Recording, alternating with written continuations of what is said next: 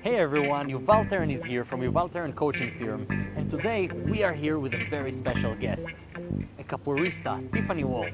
Tiffany, what are we about to learn today? Today we're going to talk about how capoeira's philosophy can make you your best self. I'm super excited to hear more, so stay tuned. See you soon.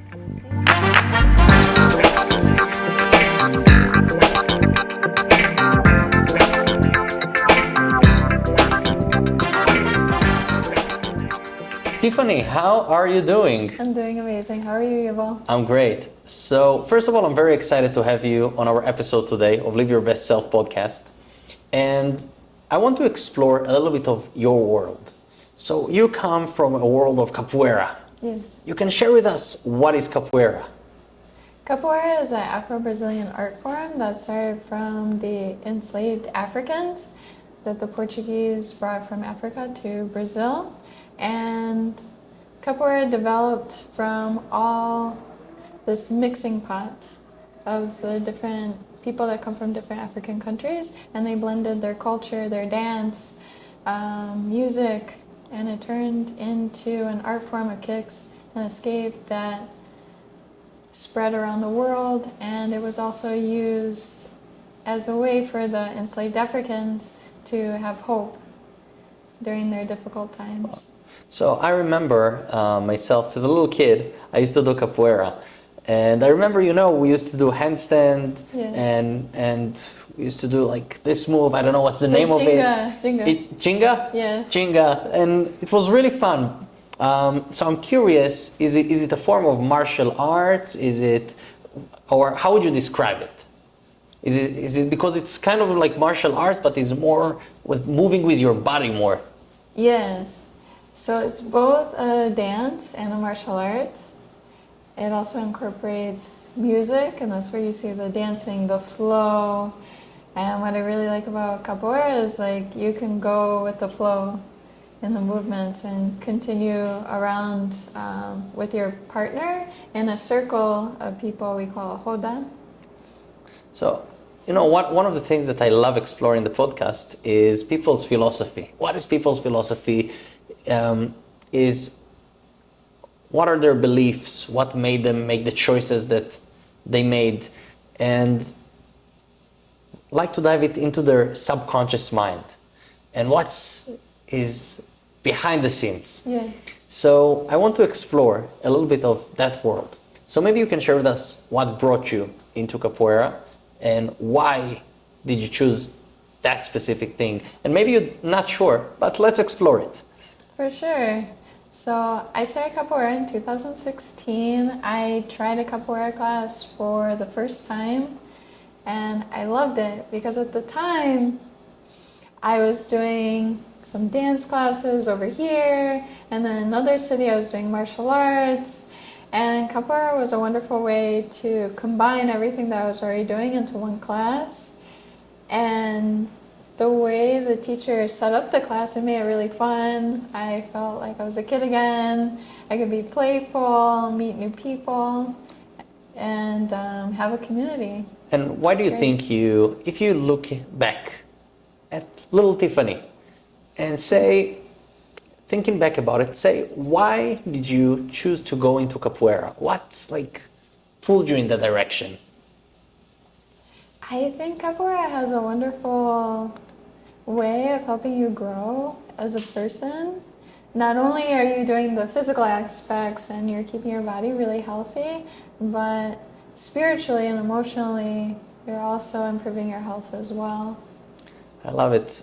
Is there anything you learn in capoeira that connects to mindset, to how we perceive life, how we can build more confidence, more? So first of all, I feel like the more we practice and the more we do it, the better you get, and the more confident you get of doing capoeira. Yes, of course. But maybe you feel that it helped you in different aspects in your life, with people, with different situations? Yes, so capoeira helped me grow a lot. When I first came to capoeira, I was very shy, I was very introverted. I wasn't sure how to start conversation with people. And what was really nice about capoeira, it is this melting pot. So it doesn't matter your background, color of your skin, religion, we're all just here to practice a beautiful art form, leave our baggage at the door, and we can just be people. And through that, you get to interact with different people and build your confidence, strengthening your body, strengthening you as a person as well. Capoeira is also an art form for liberation. A lot of the enslaved Africans, they used capoeira to escape slavery, and many of them built communities in the Brazilian Amazon called quilombos, and they would defend their communities with capoeira as well. And I'm Jewish, so that story resonates with me, taking the Jewish people and our story in Egypt and how we found a way to leave Egypt into a land of milk and honey. And through liberation, you take that into the modern day, right? Okay, what is my Egypt? What's holding me back? Is it my insecurities? Is it my barriers in life? Is it lifestyle? Do I need to make a routine? And you find ways to improve your life, to reach your goals. What do you think? You have any steps or something that I like? You know, we can learn from everything we do and everything we see. We can look at nature and we can learn from that. We can look at different people. So the way we communicate is we have our voice, we have our body language, we have our facial expressions, but none of that we can see. I can see my own facial expressions, my body language, unless I go to the mirror that reflects it. But it's meant for someone else, not for me. My body language, my tonality, my voice, everything was meant for other people. So the way I see it is everything we do relates to each other. Yes. I'm here for other people for me, for other, we're like connected to each other whether we want it or not. And we impact all the time. True. So how we can impact with more purpose, it's something that I like to explore. And what I work with people also, when I teach them how to communicate more effectively, subconsciously, how our words, tonality, all of the aspect of subconscious communication, how it can impact people and change their perspective. Right. So let's take it to capoeira. And it's a form also of communication. We express ourselves through this art. Any kind of art is a form of expression. So how do you feel when you look at capoeira that you express yourself differently? Because there is a lot of big movements, big open body language, open movements. I wonder how it affects your feelings when you dance, when you do it, when you practice capoeira. What's the feeling that comes with it? With those open movements, big movements. It's a feeling of freedom. Like I can just leave whatever happened in the day, if I had a busy day at work or something, and just focus on the present and be present with this other person that I'm playing capoeira with. And capoeira, it's not I'm versus this person. In my philosophy, it's not a competition. There are competitions, but to me, it's how can I make a beautiful game, a beautiful dance with someone else? Whether they might be someone who's just starting capoeira or someone more advanced. How can I work together with them? So how does it work? So there are two people doing capoeira. Yes. Is it always in partners, or could be also single person like doing it? Usually it's just two people in the roda. There have been some workshops I've been into where you try to explore the movement a little bit more, and you might have 4 or 3 people together moving around each other, but usually just 2 people. Got it. 2 people. And how does it work, the communication between the 2 people in the roda? Yes, roda. Yeah. How does it work, the communication? What's happening over there? So with the communication, of course you have to keep eye contact so you don't get kicked. Right? That's important, not to get kicked. Or bump into something. Someone. So when I enter the roda, I'm taking a look at this person and what is their body language? Are they nervous? Are they a little bit more closed off? Are they like laughing, having fun? What's their energy like? And I try to complement that as well. And I'm listening to the music on the bateria because when you have a roda, there's a bateria, an orchestra of people playing music, and it can be different rhythms depending on the place where the roda is. Is it the beginning, middle, end? Is the music fast? Is it slow? Is it a regional rhythm? Is it a more salvento grande rhythm? And I'm trying to adapt my capoeira game not only to this person that's in front of me, but also the rhythms as well. Is the energy of the other person relevant for you in your dancing, or the other way around? Is there like the energy that they come with, does it matter for the whole practice of it? It can be, because we're trying to complement each other, at least in my philosophy. So if I feel like someone is a little closed off, they're nervous, I try to play a game that will welcome them to bring themselves out a little bit more, be more vulnerable with me, so that we can move around each other. Because if you're a little bit closed off, a little nervous, it doesn't make it fun. What would be an example of a game that would help them open up the other person? So we have different round kicks, and one kick that I like to open up with is a Mélodie French. It's a very big, expressive, like round kick, and someone can escape it very easily.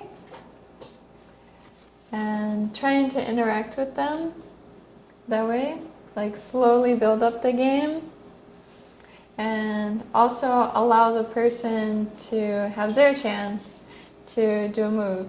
So when you're having a conversation with someone, a lot of times you're listening to what they have to say, then responding, not cutting them off, not I love it. It's to pay attention to communication, but non-verbal communication. So when you feel someone is stressed, they're not telling you that I'm stressed. You just look at them and you see their body language, you pay attention to the tonality. So it taught you, first of all, much more than just capoeira. It taught you to be aware of people, yes. And to those subtle movements in their facial expressions and body language, and what story do they give away at that certain situation. Yes. I always love to ask people when I do the workshops is, with what personality did you come here today? Because we have different types of personality. We have different types of us. We have the confident us, we have the more talkative us, we have the one that is more bossy, we have the one that is more stressed, we have the one that is more emotional. We have different us, and it depends which one we bring now to the situation. And also when we look at people, we see a certain part of their personality that they're expressing at that certain moment. So being able to pick on that and actually moving them to another personality that they have, that's a great skill. That's a great tool to know how to do it in communication. So first of all, how to move our personality to a one that is more relevant for the situation that we find ourselves. Guidance. Yeah, and also help the other person to move their personality to the more effective one, maybe to the more playful one, to the more confident one. So it's interesting. How would you change your state? For example, if you go on the roda, and I don't know if I pronounce it right. Oh, you're good. Roda, yes. Yeah, roda. If you go on the roda and you feel that you're maybe a bit stressed or you're a bit closed off, what would you do to help yourself open up and feel more comfortable and playful? Right. So it does happen sometimes. We're humans. Yeah, we're all humans. So before I enter the roda, I take a deep breath and I calm myself, and I'm like, Tiffany, you've been into probably thousands of rodas. Everything's gonna be good. So I try to reassure myself, and I take a look at the roda. I see what is the energy of the people that are around the roda. I take a look at how the game is going between two people. Is it a good time to enter? Are they really into the game? Is one person really tired? Is it, like, what's the energy? And then I also look to usually there's like a teacher or someone leading the Hoda, and I ask them, like, I try to make eye contact to ask permission to enter the Hoda. And then by the time after I'm aware of like everything, then I feel more grounded and centered to enter. It's a very cool technique, Yeah. and I want to share it with our audience, because being able to be aware of our surroundings and learn what's going on over there, what's the energy, allows us to connect to that energy. Because if we're very, for example, we go to a jazz bar and everyone is very relaxed, and we come with a rock show vibe, then we can't connect to that energy. So being able to connect to different energies, it's also part of our personalities. We bring different energies. So if it's a more relaxed energy, we can connect to that. We can always guide it. It's in rapport, which is basically the ability. It's an amazing technique that allows you to connect with people non-verbally. And we want to be able to connect also with the people energy. If they're more calm, then we want to be more calm. If they're more hyped, then we want to be more hyped.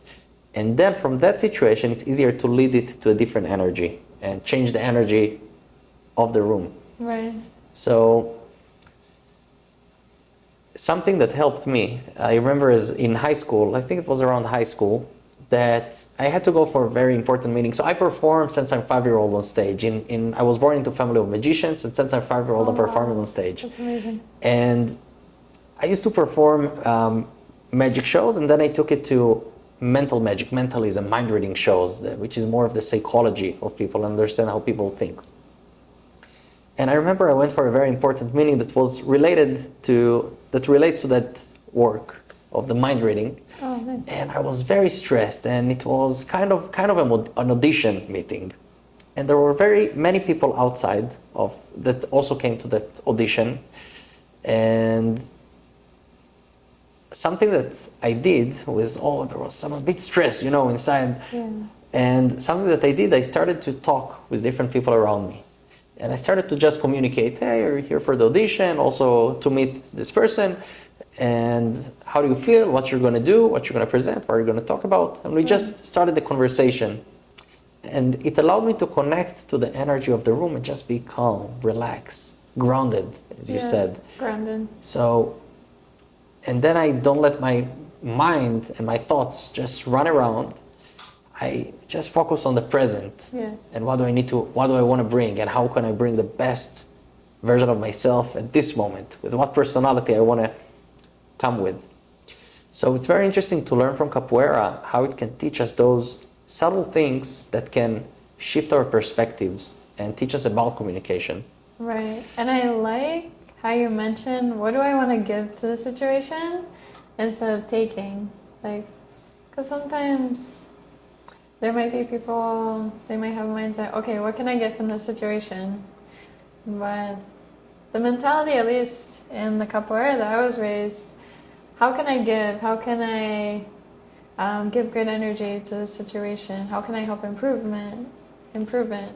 If I see someone on the bateria, they look a little bit tired, they've been playing an instrument too long. Okay, I'm going to go help them so that they can go enjoy the Hoda and play. And they're not just singing an instrument for 2 hours. You just remind me. Let's talk. I take you a bit into the Torah world, Judaism world, a bit, sure. a short Torah idea. So in the last parasha of the week, the chapter of the Torah, the Bible, it was Mishpatim. I'm not sure how to say it in English, but Mishpatim. If you search it, you find it. Sure. And we had different mitzvah, deeds, actions that we need to take. Yes. And one of them was, if someone loses something, you must go find them to return whatever they lost. You must go find them actively to return whatever they lost. You can't keep it for yourself. You can't just ignore it. You have to go find the person and give it back to them. Yes. And it doesn't talk only about physical stuff. It also speaks about if a person lost their happiness, if the person lost their way in life. You have to actively go and help them get it back. So we're it's a great reminder that we're not here for ourselves, we're here for other people. Right. And it's interesting to think about it, because if we think about evolution, the simple thing to think about is, why would we want to help other people? We should just take care of ourselves, just to survive. We just need to survive, and that's it. But something in us is actually, when it does good for others, feels good. We don't know what is this feeling and why it comes. Just something in us just feels good. And that's what can tell us as a compass that can navigate us in life, what's right, what's wrong, what's our values. And we can use those feelings to say, okay, I'm in the right direction. All right, maybe I need to shift a little bit.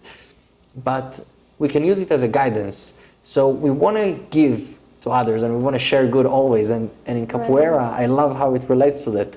It's fascinating. Is there any quote or something from a person maybe that inspired you in your life, or any quote? It could be, a person that is alive or dead, whatever you feel like, something that inspired you in your life to become the better version of yourself? Yes, so there was a capoeira book that I read a long time ago. There's a capoeira teacher. He wrote about how he brings capoeira everywhere with him. So he talked about how he's playful with capoeira in the office. He's not doing kicks and escapes in the office, but he's bringing the mindset. He's saying, okay, how can I roll with the punches? How can I get along or move within this little society in the office? How can I get along with people? Can I make friends? How do I interact with my family? He's always taking this mindset of, how can I take my best self into all these different situations in my life, and the best self that I learned from capoeira. Did you, so after you read it, did you try to practice it and this philosophy, those ideas? Yes, I've been trying to. I'm not perfect. No one's. We're all humans. Everyone is growing in their own way, and I have tried to take the capoeira skills. Like, first time I came to Miami, I didn't grow up in a big Jewish community, and all of a sudden I'm at a Passover Seder with 200 people. Can you imagine? I've never seen this many Jewish people in one room in my life. But capoeira was able to give me the social skills to go and start a conversation with someone I don't know them, to feel comfortable in the uncomfortable. Because in capoeira, you're also traveling to different groups, and the only thing that might connect you at that moment is, okay, we're both capoeira, we're both capoeiristas, and then you dive deeper and get to know each other within the community. And what's really nice about capoeira is you learn how to be present in a community and interact with the community. Because I think that's, a lot of people don't have that in America. They don't have community outside of maybe religion or like a school club, something like this. It's interesting. A few things that you said, it's very important to remember. You mentioned playfulness. Yes. You mentioned being present. And those two things are very important, because as we mature, as we grow older, we forget to be playful, we forget to have fun. We go into our everyday life, and we just, work, focus on the everyday life, and we forget to have fun, maybe with our family, maybe with friends, maybe just to enjoy the day, enjoy life. Not a long time ago, I heard a beautiful quote. Everyone dies, but not everyone lives. So wow. I think we need to remember how we can live our life. Not just be alive, not just walking around.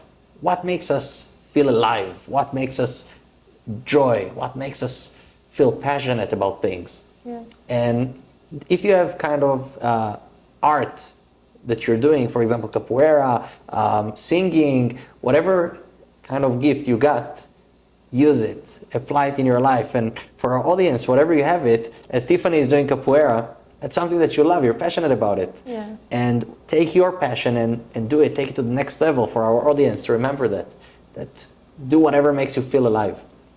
So I want to summarize our conversation today with maybe what do you think or what do you want our audience to remember, to take with them from our conversation today? Maybe it could be 1 point, 2 points that you want them to make sure that they remember that from our conversation today. Because we talked about, you shared great insights and we talked about many different subjects. But maybe choose 2 things for our audience to focus on and take with them. So there's one thing I'd like to add. In capoeira, we have this concept of manjinga. You are the magician of your own world. And in Brazil, this concept can also be using what little you have to make your dreams, your goals come true. You don't have to have the best car, you don't have to have the best of everything, but use what you have and start there and then build towards your goals. And we talked about before, capoeira is an art form of liberation, and it can have you take a look at your life and say, okay, what's stopping me from my goals? What barriers do I have that I need to knock down internally, externally? And it's a way to leave your Egypt in your own life and find your way to your milk and honey. I love it. Yeah. It's fascinating how much magic we got in life. How did you say this word? Manjinga. Manjinga. Manjinga, which means magic, right? Yes, you're the magician. You're the magician. We're the Yes. magicians of our life. We can create, we can do things. So it's amazing to be able to ask ourselves, what more can we create in our life? Maybe better relationships, maybe. Yes. So focus on what we want to give to others. Such a great, simple idea to remember that life is magical. It is magical. And we just need to see that magic. Of course. So, Tiffany, I want to thank you very much for being with us here today, sharing fascinating insights. I learned a lot, and I'm sure they learned a lot. And thank you for inspiring us and sharing great philosophy. And also, we had the opportunity to dive a little bit into your world and learn from your personal philosophy to life, from capoeira, and from different things that you did in your life. So thank you very much. Thank you so much for having me. I appreciate the opportunity.